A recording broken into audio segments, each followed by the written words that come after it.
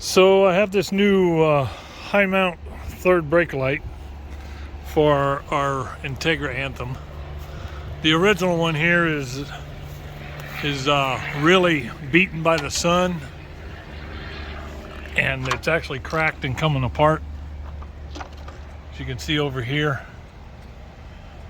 And so I'm going to replace it. I'm not real sure what's holding it in there other than these little prongs, which on this new one look like this. And there's 5 of these, one in the middle there and 2 off either side. The wiring comes out of the middle on it, but looking in here, it looks like there might be a grommet up in here, right here somewhere.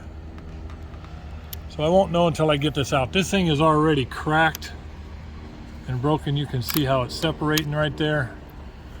There's another spot right there.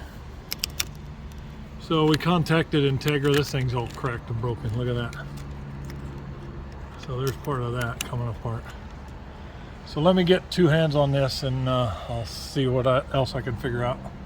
Okay, so I got the old one out, and it didn't come out pretty. The original factory mounts in this rear cap show there were 3 plug type rubber plug inserts. One here next to the middle wires, the other on the left, and the other on the right. This is how this thing came out. It was just so sun beaten and it became fragile. So I had to break it to get it out. So this is the tool that I used to get that out. It's just a little cat's paw type screwdriver prying tool. And as you can see, the lens was so beat up and fragile, it just cracked. It was previously cracked and it crumbled when I pulled it out. The LED strip was bonded to this right here.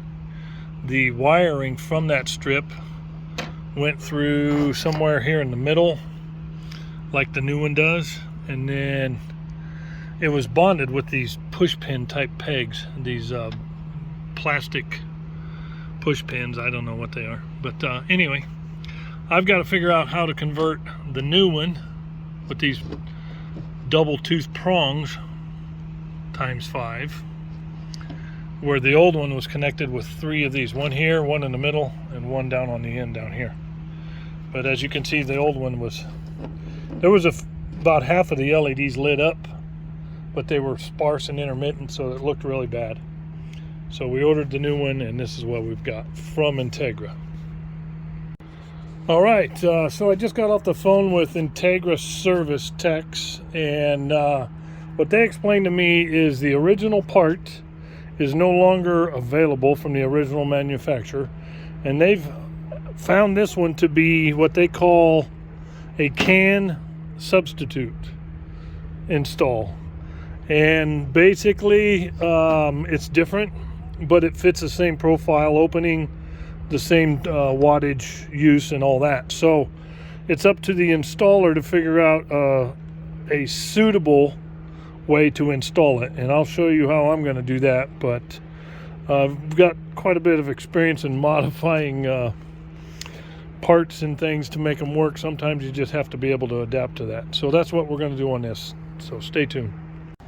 Okay, so here's what I've done. I put a piece of painter's tape up here on the coach for a couple reasons. It's easy to see my markings, and what I did is I laid the new brake light in where the wires line up, and all I got to do is flip it over. But these tabs right here, as you see, these tabs, there's no holes on the inside of this rear cap. There's no holes in there for those. Even these outboard ones don't line up with what the factory installed was over about here, and it was a round push pin. So what I'm going to do is I'm making markings where these tabs are, and I'm going to use a drill bit that's probably about a 1/4 inch diameter, and I'm going to attempt to drill in on at least the middle and outer ones. I may take a pair of pliers or a pair of side cuts and clip these off and not use them. I don't think I'm going to need them there, because I'm also going to bond this in with some clear Dynaflex Ultra. It's a clear, very sticky, very good adhesive, and a very good sealer. I've seen it used around headlights and things like that, so it should work fine back there too. There's nothing inside that compartment that's going to get wet, and there's no way to get to that area there from down here inside the engine compartment, because there's a sealed bulkhead about this high right inside the engine compartment here. So there's no getting to that on the inside. So what I'm going to have to do is create those openings for those tabs to go in. All right, so I got ahead of the video quite a bit, but let me show you what I did. On a couple of these, I lined up and drilled these holes, and they came out pretty close. That one there I had to elongate quite a bit, and the further I got this way, the further longer they got. But it's okay, because these go in there like that with a big wad of silicone adhesive, and the wires will tuck in through that slot right there. And I've done tested it, it works. Well, another thing I did was I cut one of the tabs off there because I was getting longer and longer, and I was fighting it. Therefore, there was no reason to, so I snipped it off and left one tab on these center ones. So let me get it installed and we'll see what the end result looks like. And here's the end result, getting ready to install the adhesive. And all I'm going to do is put globs of it in around each of these holes where it penetrates the rear cap. And then I'll put a bead down the back side of this and let it cure out. Thanks for watching. Don't forget to subscribe to this channel, because there'll be more how-to videos. There's a lot of things to do on this rig. Thanks for watching.